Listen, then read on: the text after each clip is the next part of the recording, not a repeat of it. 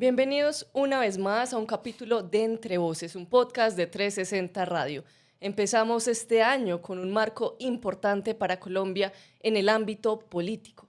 Decisiones, polarización en cuanto a este tema y estas elecciones de Congreso para este 8 de marzo. Es por eso que hoy tenemos un invitado muy especial, Juan Espinal, abogado, representante de la Cámara y ahora también va por el Senado por el Partido Centro Democrático. Bienvenido, Juan.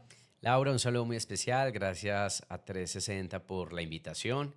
Y bueno, haciendo la tarea, juiciosos, recorriendo el país en medio de una campaña polarizada, una campaña al Congreso muy fría, porque además creo, Laura, que la ciudadanía está muy concentrada en la campaña presidencial y no en la campaña de Congreso, y el Congreso es tan importante o más importante que la presidencia de la República. Candidato, empecemos primero por esa agenda que es intensa, una campaña muy rápida, con presiones mediáticas. ¿Cómo está viviendo ese cierre de campaña? Bueno, ha sido una campaña, como te lo decía Laura, muy diferente a todas. Ha sido una campaña muy fría, hay mucho silencio electoral, eso me ha llamado mucho la atención, pero también hay una realidad y es que el 60% de los colombianos en la última semana de campaña deciden por quién votar. Así que estamos en los días decisivos. El voto al Congreso de la República, especialmente a la Cámara de Representantes, es un voto muy referenciado.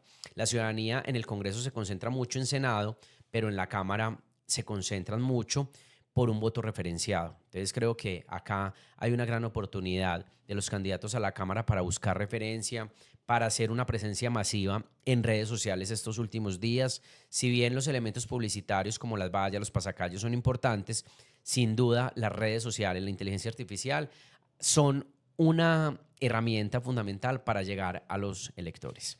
Y bueno, hablando de esa campaña intensa, una agenda, mejor dicho, que lo tienen a uno apresurado, a todos los candidatos los tiene apresurados, también está ese lado humano, porque siempre se habla como del político, de, bueno, su agenda, sus propuestas, pero también es importante tocar ese lado de, por ejemplo, familia. Y es que no solo en la campaña está el candidato, sino que también hay un equipo gigante, también está la familia, los amigos, y también teniendo en cuenta que Colombia, hacer política en Colombia ya se ha vuelto un poco inseguro.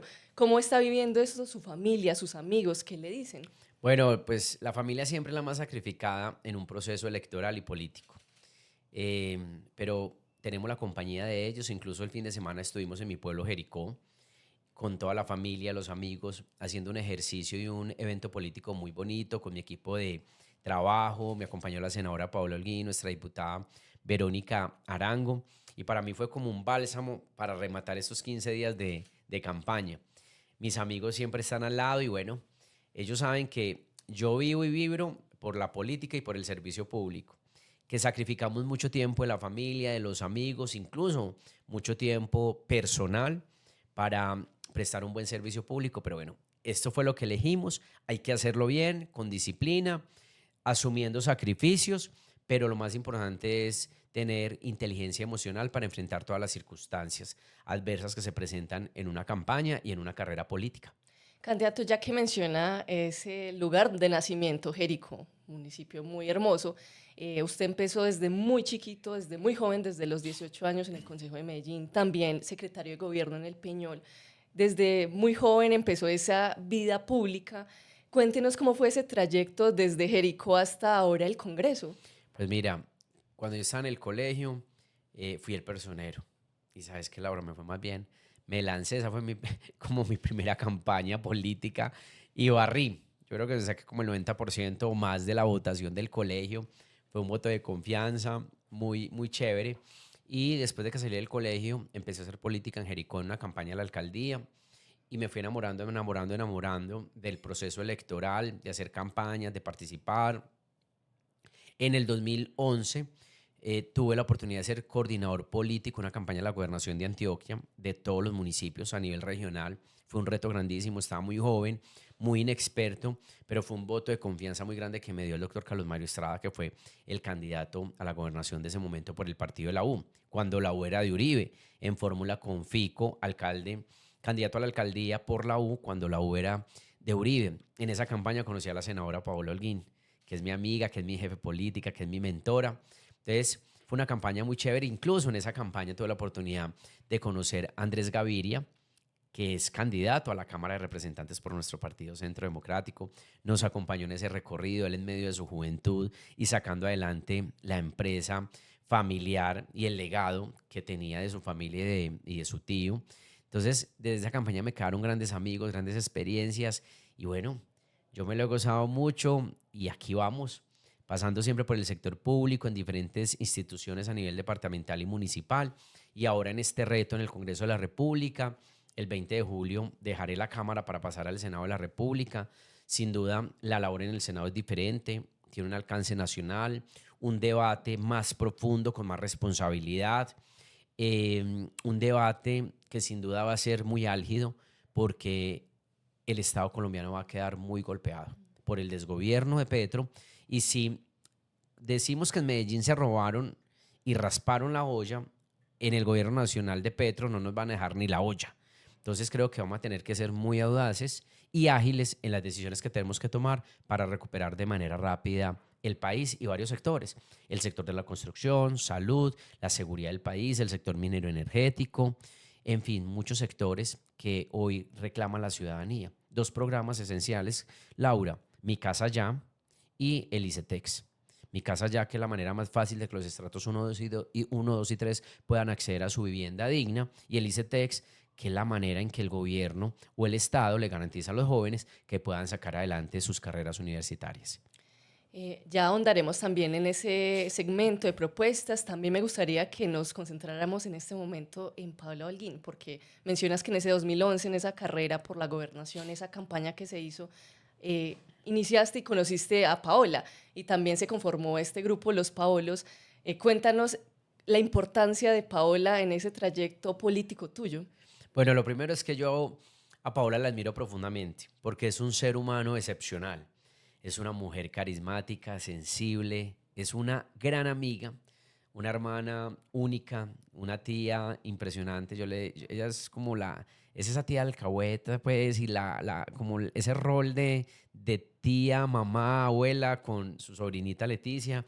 Tiene una familia muy bonita, a quien quiero muchísimo, pero también está del otro lado una gran líder, una mujer que se ha dedicado al sector público. Ella lleva 25 años al lado del presidente Uribe. Estuvo los 8 años en el gobierno. El presidente Uribe dice que en su gobierno Paola era su inteligencia artificial y yo me mantengo sorprendido porque Paola sabe de todos los temas. Es una mujer supremamente inteligente y yo creo que Paola, no estoy convencido, que ella está lista para asumir lo que ella desee y lo que Dios le permita. Tiene aquí un equipo muy fuerte, un equipo de amigos, más que un equipo político, un equipo de amigos que creemos en ella. Y yo estoy seguro que Paola o va a ser ministra de este país o va a ser nuestra gobernadora o alcaldesa de Medellín. Y también estoy completamente convencido que Paola más adelante va a ser presidente de Colombia. Lo tiene absolutamente todo. Además, ella está muy joven. Entonces le faltan todavía muchos años para recorrer al servicio de los colombianos. Pero Laura, sin duda, lo que más me sorprende de la senadora es su inteligencia, su capacidad de trabajo y también su capacidad de buscar cómo solucionar y proponer, obviamente cuando vemos circunstancias o debilidades y temas que le aquejan obviamente a la ciudadanía. Candidato, usted junto con Paola también ha sido de los principales opositores de este gobierno nacional, incluso también con estos gastos excesivos de, por ejemplo, la primera dama y otros temas controversiales del gobierno. ¿Cómo cree que deja este gobierno a Colombia? Muy mal económicamente. Primero, el exceso de burocracia del gobierno actual es lamentable. Ha creado, por ejemplo, 24 consulados, 12 embajadas, más de 80.000 contratos de prestación de servicios, más de 80.000 gestores de salud que no sé dónde están, no sé si es que están en la Casa de Nariño o andan con el ministro Jaramillo, que le encanta ser despectivo y despreciar a la ciudadanía con esas palabritas de los ricos también lloran. O qué tal la muerte de Kevin, del niño de 7 años, que en Colombia además hacía 30 años no ocurría una tragedia como esta, de que una persona muriera por falta de medicamentos ante la enfermedad que él padecía. Entonces Petro lo que hizo fue mecatearse la plata de los colombianos, crear burocracia, entregar contratos a dedo para hacer politiquería. Petro no ha gobernado, no ha tomado la decisión, por ejemplo, de garantizar la seguridad para todos los colombianos. Y lo que tenemos en la presidencia es un activista político, el jefe de debate de Cepeda, de su pacto histórico, un presidente de oídos sordos, un presidente que no tuvo la sensatez de llegar a construir sobre lo construido. Él destruyó lo que funcionaba. Qué fácil era llegar a construir sobre lo construido y corregir lo que no funcionaba. Y lamentablemente Colombia no va bien. Yo creo que aquí hay que hacerle un llamado a la ciudadanía para que reflexionen, que el 8 de marzo voten de manera tranquila, alejados de intenciones, de narrativas que hacen tanto daño, pero Colombia no va bien. Entonces dicen, pero ¿por qué no va bien si la economía se siente que va bien? Claro, tenemos una economía doble, la legal y la ilegal. Una ilegal donde en el país tenemos más de 250.000 hectáreas de coca y esa plata circula. El 85% del oro es ilegal y esa plata circula. La legal. En Colombia, en estos últimos años se han ido del país más de 1.8 millones de ciudadanos sin tiquete de regreso y las remesas han llegado casi a 14.000 millones de dólares y esa plata llega al país y circula. El costo del café, el costo del oro, que está por encima de los 5.000, maravilloso, y toda esa plata circula. Entonces, claro, la economía del bolsillo no se siente, pero por otro lado, hay una economía debilitada que depende del Estado y que dependen de sectores importantes. Sector constructor. El sector constructor fortalece 36 subsectores. Entonces, cuando usted debilita un sector que fortalece a 36 subsectores, pues la economía se debilita completamente y esto depende de las malas decisiones del gobierno nacional. La venta de vivienda en el país ha caído en un 48%. El sector minero energético. Se agotan las reservas de gas probado en el país, de petróleo, de minería, caen las regalías del país, que son recursos importantes que llegan a los municipios y a las gobernaciones para construir infraestructura, apostarle a proyectos sociales, ambientales y culturales. Y por eso yo tengo una gran insistencia, Laura, y es el 20 de julio, con el próximo gobierno, pero también de la mano de las Cortes, especialmente la Corte Constitucional, nosotros tenemos que llegar a reglamentar la consulta previa en nuestro país, que es una herramienta que se ha convertido en un obstáculo para el desarrollo económico y que hoy tiene frenados más de 20.000 proyectos en nuestro país. El gobierno actual, en sus 4 años de gobierno, hizo varios cambios de gabinete. Infinidad, unos entraban por disturbios, otros con unos roces internos con el gobierno, también reformas estructurales como la de la salud, la pensión, el salario mínimo ahora. Candidato, ¿a usted le preocupa que este próximo gobierno que sea electo siga por la misma línea del actual? Mire, a mí me preguntaron cuál sería la suerte del Centro Democrático si Cepeda es presidente. La respuesta es la cárcel o la tumba. A nosotros ya nos mataron un compañero, a Miguel Uribe Turbay, y lo mataron unos bandidos que necesitamos saber quiénes fueron y quién dio la orden. El mejor legado y el mejor homenaje para la memoria de Miguel Uribe Turbay es saber quién fue el responsable de su muerte, quién dio la orden para que lo asesinaran. A nosotros nos han querido intimidar, nos han querido encerrar y no. Nosotros seguimos en las calles de Colombia haciendo política porque no tenemos garantías. El gobierno Petro no le ha dado garantías a la oposición para ejercer el debate político y para hacer política. Entonces, aquí vamos. Yo creo que si Cepeda es presidente de la República, pues esa es la decisión democrática de los colombianos. Y estamos ante dos modelos. Ante el modelo que nosotros defendemos y es el modelo de la libertad de mercado. Si hay libertad de mercado, hay empleo y hay oportunidades. Si hay libertades individuales, también hay libertad de que la ciudadanía decida qué hacer en un país que es hermoso. Si tenemos, obviamente, libertad, tenemos seguridad. Si nosotros tenemos libertad, tenemos democracia. Pero está por el otro lado los que realmente quieren llevar al poder a Iván Cepeda para que pasemos de la democracia y la libertad a una posible dictadura. Es que Iván Cepeda es obra y gracia de los Castro, de Chávez, de la extrema izquierda, de la doctrina marxista, que lo único que les encanta es la miseria. Les encanta la miseria. Pero bueno, esa es realmente la posibilidad que tienen los colombianos. O elegimos democracia o elegimos dictadura. Democracia en cabeza nuestra o dictadura en cabeza de Iván Cepeda.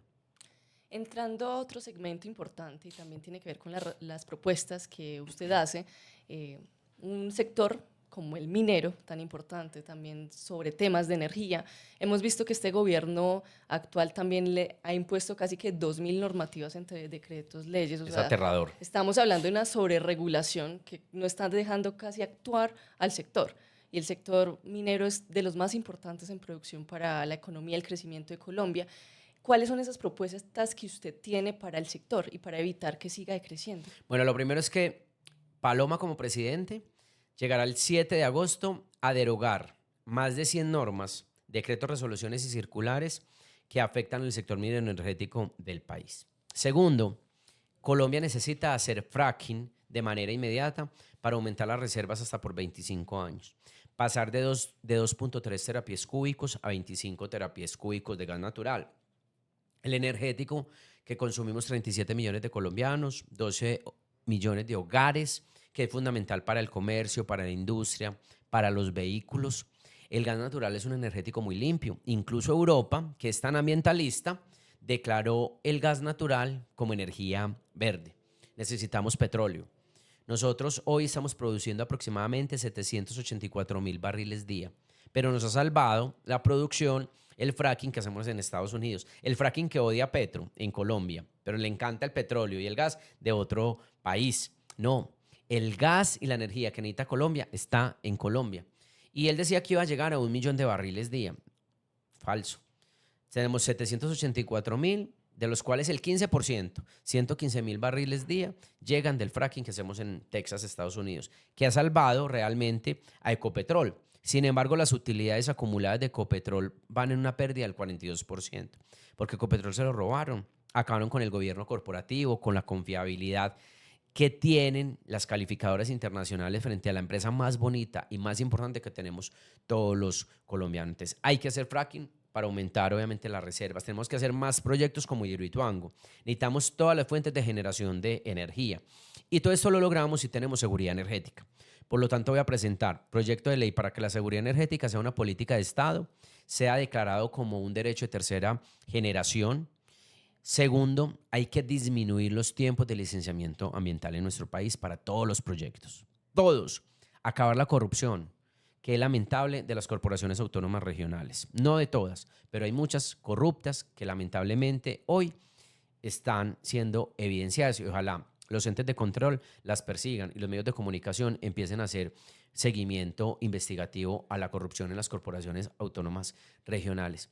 Y tercero, lo había dicho ya Laura, hay que llegar a reglamentar la consulta previa, acabar con el cartel, que los recursos directos de inversión lleguen a las poblaciones afroindígenas para construir lo que ellos necesiten: acueducto, vivienda, escuelas, programas sociales, pero con un buen diagnóstico. Porque llega el empresario a una comunidad donde hay 500 personas y a los pocos días aparecen 5.000. Porque aquí hay un cartel en Colombia, liderado desde Cali, de consultas previas. Y yo creo, Laura, algo, que cuando el privado construye la obra, es más rápida la obra, se construye más rápida la obra, más ágil. Segundo, sobra plata. Y tercero, evitamos la corrupción, porque lamentablemente hay funcionarios que les encanta el CBY. Y hace 15 días que yo analizaba la última encuesta de Atlas Intel, el 38% arroja que es la preocupación número uno de los colombianos, la corrupción. Pero yo también le quiero hacer un llamado de atención a los ciudadanos. Decía el presidente Milei hace 20 días en un post que publicó que era lamentable los políticos corruptos que eran defendidos por los ciudadanos. Pero es más lamentable, y lo agrego, los políticos corruptos que los defienden los ciudadanos y que además los ciudadanos votan por ellos, porque a nosotros no eligen los ciudadanos. Entonces yo también le hago un llamado de atención a los ciudadanos para que no apoyen políticos corruptos, que no tengan escándalos, que no tengan señalamientos, que busquen la hoja de vida, porque uno sí ve mucho político que se han robado la Unidad Nacional de Gestión del Riesgo, la salud del país, llenando auditorios, el departamento del país lleno de vallas, y los ciudadanos siguen votando por ellos. Entonces, o votan por políticos decentes o sigan votando por corruptos que se roban el país y le están robando los recursos públicos, que son recursos de los ciudadanos. Y hablando de ese tema de corrupción, también es importante decir que el sector minero casi que entrega 85% de De regalías impuesto, al Estado. todos los impuestos acumulados son de 85%. Eso Y es el 15% insostenible. es como lo que sobra o lo que para poder pagar nóminas, otras maquinarias. Entonces ahí es donde uno se Es pregunta, bueno, insostenible. es mucho, ¿por qué el Estado está poniendo tanta sobreregulación al sector? Nosotros tenemos que llegar, Laura, no a hacer más reformas tributarias. Yo no soy tributarista, no soy economista y no me voy a poner aquí experto a hablar lo que no sé porque me aterra hablar de lo que no sé.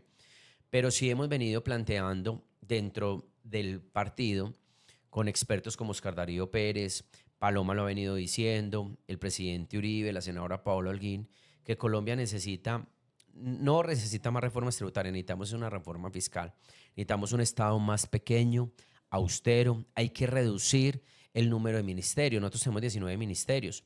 Y hay un ejemplo claro, perfectamente el Ministerio del Interior con el Ministerio de la Justicia se pueden funcionar y que sea un solo ministerio. Hay que acabar con ese Ministerio de la Igualdad que no ha servido para nada. Hay que acabar con las instituciones que tienen duplicidad de funciones y de competencias. Qué bueno, por ejemplo, sería reducir el tamaño del Congreso. Nosotros hemos presentado como partido en 3 oportunidades de reducir el tamaño del Congreso de 280 congresistas con una reducción del 30%. Nosotros como partido presentamos en 5 oportunidades, bajo el liderazgo de la senadora Paola Holguín, el proyecto de ley para disminuir el salario de los congresistas. Y el pacto histórico fue el que hundió ese proyecto de ley. Cepeda, esa señora Isabel Zuleta y esas senadoras. Y ahora sale Petro a acabar con la prima técnica de servicio de los congresistas en plena campaña electoral. Ahí están diciendo, yo no sé si es verdad, porque yo estoy de acuerdo que replanteemos todos los altos salarios del gobierno, todos, del gobierno, del Congreso, de la justicia, todos, incluso de la academia, de las universidades públicas, porque aquí en Colombia hay profesores que ganan más de 80 millones de pesos por hacer artículos con fines investigativos.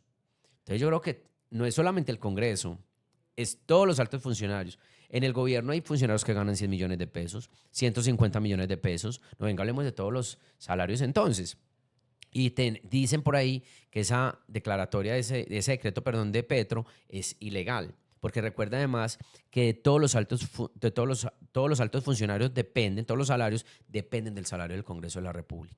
No sé si eso es verdad, no es que me esté oponiendo obviamente a ese decreto ni mucho menos, pero simplemente Petro toma una cantidad de decisiones con fines políticos, politiqueros. Así es. Y bueno, entrando un poco a materia de campaña del Partido Centro Democrático, se ha visto en varias giras, en varias ciudades, en varios municipios, también conversando con gremios. ¿Cómo les ha ido en eso? ¿Cómo los ha acogido la ciudadanía de esos gremios? Muy bien, nosotros tenemos una gran aceptación de los gremios porque saben que defendemos la libertad de mercado, defendemos a los trabajadores, defendemos los sindicatos, pero también recogemos muchas preocupaciones. ¿Cuál es nuestra propuesta para los gremios? Hay que tener el decálogo del plan de choque que tenemos que empezar a hacer a partir del 20 de julio y del 7 de agosto. Pero muy bien, he estado en diferentes departamentos, en el eje cafetero, en el Tolima, en Bogotá, muy concentrado obviamente en Antioquia, que es mi departamento. Nosotros aquí tenemos un propósito de sacar más de 700.000 votos al Senado de la República. Y a nivel nacional necesitamos 4 millones de votos para que el presidente Uribe regrese al Congreso, para sacar los 25 senadores y que tengamos más de 6, 7 representantes a la Cámara por Antioquia. Qué maravilla sería recuperar las 7 curules o sacar más, ¿cierto? Yo soy muy malo para los números, pero creo que el trabajo que estamos haciendo, los candidatos al Senado, los candidatos a la Cámara, es muy importante y creo que tendremos un gran resultado el 8 de marzo y sin duda una gran campaña para fortalecer la consulta por Paloma Valencia, una mujer extraordinaria, una mujer muy capacitada, muy competente, muy inteligente, pero mujer de familia además. Tiene su niña, su esposo, una mujer muy sensible con los temas sociales. Paloma es muy sensible con los temas sociales y tiene una gran habilidad, Paloma, y es que Paloma logra hablar con todos los sectores políticos. Entonces, si Paloma pasa una segunda vuelta, que a eso le vamos a trabajar muy duro, yo estoy seguro que Paloma perfectamente va a recoger la centroizquierda de este país como la derecha. Es que todos nos necesitamos. Y por eso el presidente Uribe lo ha dicho, si Paloma no gana la segunda vuelta, desde Fajardo hasta Abelardo. Si es el doctor Fajardo, listo. Si es el doctor Abelardo, listo. Aquí lo más importante es que Cepeda no gane la presidencia. Todavía, candidato, hay mucha apatía para votar este 8 de marzo al Congreso y a las elecciones por consulta presidencial. Las personas dicen, bueno, ¿y para qué eso? ¿Cuál es la importancia? Y lo que viene usted mencionando, el Congreso es incluso más importante que la presidencia y las personas no tienen esa conciencia de esto. ¿Cuál es ese mensaje que usted le da a la ciudadanía para que salga a votar este 8 de marzo? Mire, lo más importante de un Estado es la democracia y la libertad de todos los habitantes. Si no tenemos Congreso, un Congreso firme, técnico y fuerte, el presidente de la República, sea quien sea, pues va a llegar a hacer lo que quiera. Aquí necesitamos realmente que haya un contrapeso, como lo hemos hecho nosotros al gobierno Petro, que es un bárbaro, pero hemos sido muy poquitos. Hemos logrado muchísimo, pero hemos logrado contener. Así que ayúdenos con la democracia. El mejor ejercicio democrático que tiene un ser humano es votar. Y por eso es un derecho, pero también es un deber. Acá no es obligatorio el voto, como en Ecuador. Incluso ese es un debate que se ha dado a nivel nacional y creo que se debería dar nuevamente, poner como obligatorio el voto, porque también el abstencionismo es lamentable. Acá somos aptos para votar 38, 39 millones de colombianos y solamente el 50% votamos, la mitad. Es decir, una tercera parte de los colombianos decidimos el futuro de 4 años de 52 millones de colombianos. Entonces, mi invitación es salgan a votar, alejados de intenciones ideológicas que hacen daño, de narrativa o de engaños. Qué bueno es que la ciudadanía se informe más por quién va a votar, se informe más por el partido, qué ha hecho, pero también muy importante que los candidatos no tengan escándalos de corrupción, porque en este gobierno sí que hemos visto titulares de noticias de corrupción desde el Congreso de la República, que es lamentable. Y ya entrando a su proyecto, ¿por qué votar por Juan Espinal? ¿Quién es Juan Espinal y por qué salir a votar este 8 de marzo por el Centro Democrático? Bueno, Laura, yo llevo 8 años en la Cámara de Representantes. Mi defensa ha sido la seguridad energética del país. Creo en la seguridad energética, que es la única manera que Colombia no se apaga. Una hora de apagón en Colombia costaría 200.000 millones de pesos. Necesitamos más energía para que sea más barata. La demanda de la energía está creciendo por encima del 4%. Necesitamos todas las fuentes de generación de energía. Necesitamos petróleo, gas natural, necesitamos minería, necesitamos energías renovables que están debilitadas también en este gobierno, proteger las termoeléctricas, más proyectos como Hidroituango. Hay que construir Espíritu Santo para generar más de 1.200 megas de energía. Sin duda, Antioquia ha salvado a Colombia de apagones. En el 2014, Hidroituango y las termoeléctricas salvaron a Colombia de un apagón. Pero también necesitamos apostar a energías probadas a nivel mundial, como la energía nuclear o el hidrógeno, que ya existe la ley de transición energética y la hoja de ruta de hidrógeno verde, azul, gris, que dejó planteada el presidente Iván Duque. Hay que construir sobre lo construido. Necesitamos más gas natural, que es el energético más fundamental que llega a los hogares colombianos. Y yo creo que algo bien importante es al sector minero energético hay que entregarle seguridad jurídica y seguridad física. Necesitamos más contratos de estabilidad para que lleguen inversionistas. Hay que lograr que los inversionistas que se fueron en este gobierno por la inseguridad jurídica que ha generado Gustavo Petro y sus decisiones regresen al país. Colombia se puede convertir en un hub energético a nivel mundial de gran importancia. Además, la inteligencia artificial necesita energía. El metro de Medellín funciona con energía. El metro de Bogotá, que es una ejecución del 72%, necesita energía.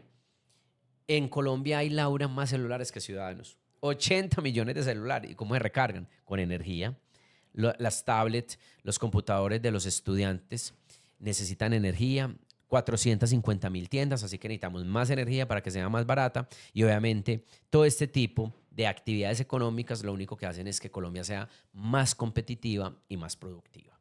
Candidato, muchas gracias por aceptar esta invitación en Entre Voces, un podcast de 360 Radio. Bueno, Laura, muchísimas gracias por esta invitación, muchas gracias a 360 por la invitación a este podcast Entre Voces y bueno, vamos para adelante y no se les olvide, el 8 de marzo votar 3 veces por el Centro Democrático. En la gran consulta por Paloma Valencia, en el Senado de la República, lista cerrada, que es solamente poner la X sobre el logo, votar por Uribe y los de Uribe. Y a la Cámara de Representantes marcar el logo y su candidato de preferencia, donde tenemos unos candidatos a la Cámara magníficos por el departamento de Antioquia. Y a nuestra audiencia, muchas gracias por escucharnos en este episodio de hoy. Recuerden que pueden seguirnos en nuestras redes sociales y en YouTube, @360 Radio. Los esperamos en una próxima.